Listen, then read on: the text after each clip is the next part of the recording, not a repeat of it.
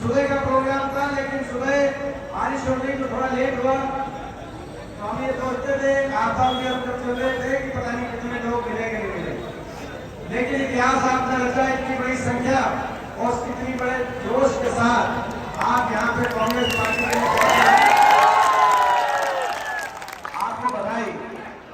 और ये जैसे कहा भी आपका जी ने, हमारा अभियान चल रहा है हरियाणा मांगे हिसाब। बीजेपी के 10 साल के कुशासन का हम हिसाब मांग रहे हैं और इस हरियाणा मांगे हिसाब, ये जो पदयात्रा चल रही है ये आज 7 हल्के करके आज ये 61 का हल्का पुराना हल्का मैं आपके बीच में पहुंचा हूं। पहुंचना तो 90 के 90 हल्के करने का प्रोग्राम था, लेकिन बीच में बीजेपी को बड़ी जल्दी हो गई। बीजेपी ने इलेक्शन जल्दी करा दिए, करा दिए इलेक्शन जल्दी करा दिए। और फिर इलेक्शन जल्दी करा के उनको पता चला कि जल्दी कराने से आपकी समस्या का हल नहीं होगा। फिर इलेक्शन कमीशन में चिट्ठी लिख दी किसको देर में कराओ। यही हुआ कि नहीं हुआ? पहले जल्दी करा रहे हैं, फिर पता चला फिर भी सुकून नहीं आया, तो आप देर में करा लो। बीजेपी वालों आप कभी भी इलेक्शन करा लो, हरियाणा तैयार बैठा है तो आज आपके बीच में पहुंचे। हरियाणा मांगे हिसाब। 10 साल बीजेपी ने हरियाणा का भट्टा बिठा दिया कि नहीं बिठा दिया? उसका हिसाब हरियाणा की जनता को मांगना चाहिए कि नहीं मांगना चाहिए?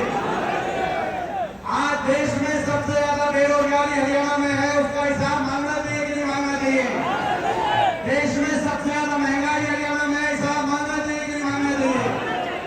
देश में सबसे ज्यादा नशा आज हरियाणा में, पंजाब से ज्यादा नशा। देश में सबसे ज्यादा अपराध, सबसे ज्यादा क्राइम आज हरियाणा में। देश में सबसे ज्यादा भ्रष्टाचार आज हरियाणा में। हरियाणा की जनता को उलझा दिया पोर्टलों में, आईडीओ में, फैमिली आईडी, प्रॉपर्टी आईडी, पहचान पत्र पोर्टल, उलझा दिया कि नहीं उलझा दिया हरियाणा की जनता को? और हरियाणा के नौजवान को उलझा दिया सीटी में, कच्ची भर्ती में, कौशल निगम की भर्ती में, अग्निवीर की भर्ती में। और जब हिसाब मानते हैं तो कहते हिसाब नहीं देंगे। हरियाणा के हर वर्ग को आज इस सरकार ने सड़क बना दिया। इन 10 साल की सरकार में 1 साल तक किसान आंदोलन चला, 750 किसानों की जान चली गई। हिसाब मांगना चाहिए कि नहीं मांगना चाहिए? हमारी बेटियों को, खिलाड़ी बेटी, ओलंपिक की विजेता हमारी खिलाड़ी बेटियों को दिल्ली की सड़कों पे वो अपने न्याय मांग रही थी। दिल्ली की सड़कों पे उनको घसीट पाने का काम इस सरकार ने किया। इनसे हिसाब मांगना चाहिए कि नहीं मांगना चाहिए? आज ऐसी व्यवस्था हरियाणा बन गई, हर वर्ग सड़क पे आया, हर वर्ग को इस सरकार की लाठी मिली। कर्मचारी ओल्ड पेंशन स्कीम के लिए आए तो उनको लाठी मिली, किसान एमएसपी के लिए आए तो उनको लाठी मिली, सरपंच अपने अधिकारों के लिए आए तो उनको लाठी मिली। बेटियां इंसाफ के लिए आई, अपने लिए खिलाड़ी बेटियां जिन्होंने देश का नाम रोशन किया, उन बेटियों को सड़कों पे घसीटने का काम इस सरकार ने किया।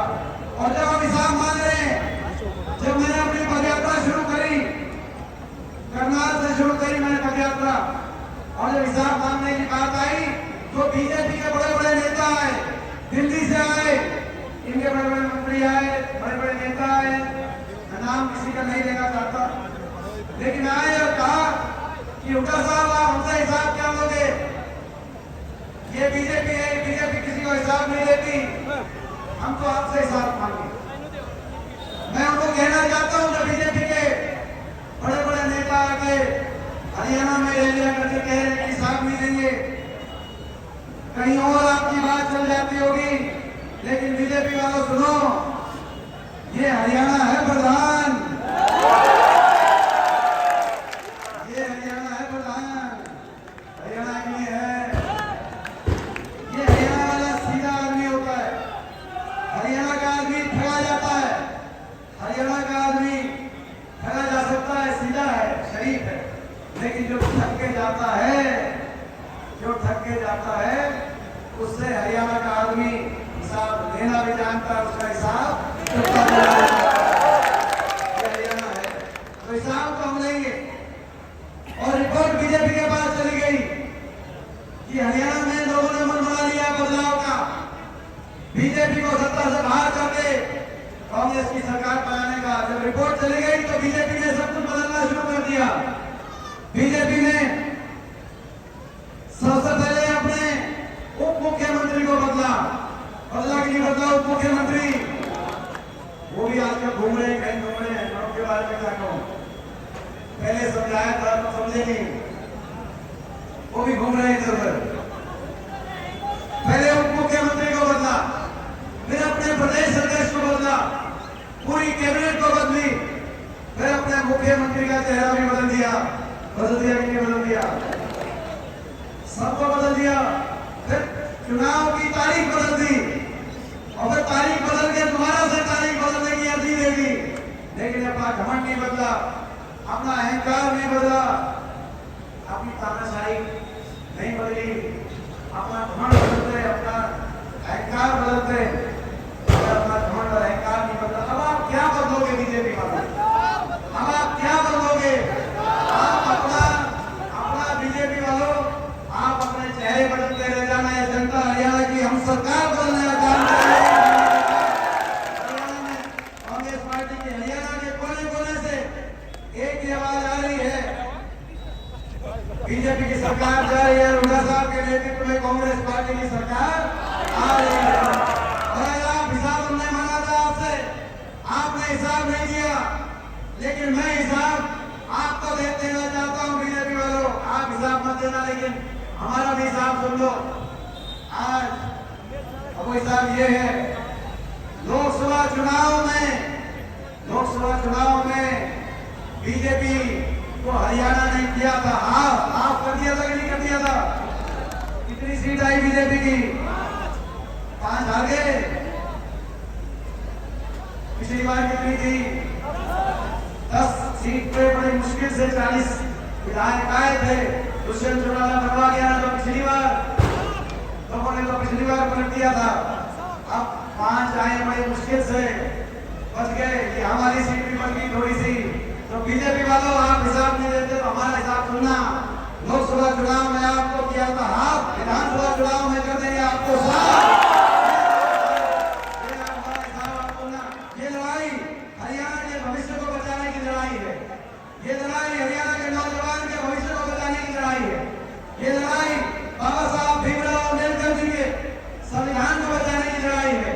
ये लड़ाई किसान के सम्मान की, गरीब आदमी के मान की, हमारी बेटियों के इंसाफ की ये लड़ाई है।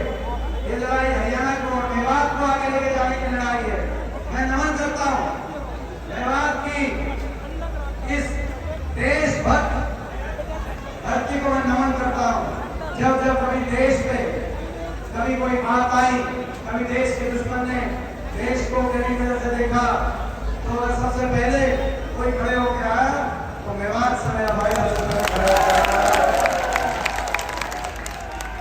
और मुझे गर्व है इस बात पे कि जब 1947 में जब परिस्थितियां बनी तो गांधी जी को घासेड़ा गांव में मेरे स्वर्गीय दादाजी चौधरी रणवीर सिंह जी महात्मा गांधी जी घासेड़ा गांव में लेकर आए। मुझे गर्व है कि वो संस्कार मेरे रगों में दौड़ रहे हैं। ये इस देश के संस्कार हैं, बाबा साहब के संविधान के संस्कार हैं। और मेवात के साथ बड़ी अनदेखी हुई। हरियाणा को विकास की पटरी से तो उतारा ही उतारा, लेकिन मेवात को भी उतारने का काम हुआ। सही कह रहे थे आप जी, ये लड़ाई हरियाणा को दोबारा से विकास की रास्ते में आगे लेके जाने की लड़ाई है। और मेवात को भी ये लड़ाई, मेवात में जो 2013 में हमने रेल मंजूर कराई थी, वो रेल मेवात में लाने की लड़ाई है। लड़ाई मेवात में विश्वविद्यालय लाने की लड़ाई है। ये लड़ाई अपनी सड़क को 4 लेन सड़क अलवर तक बनवाने की लड़ाई है। बाकी सड़कों का क्या हाल है, विकास की अगर देखनी है परिस्थिति तो आप यहाँ पे आओ, सड़कों के हाल देखो क्या बुरे हाल हुए हैं, तो हम चलेंगे। और ये लड़ाई बड़े बुजुर्गों को कितनी पेंशन मिलेगी 1 महीने के बाद? 1 महीने के बाद बड़े बुजुर्गों को कितनी पेंशन मिलेगी?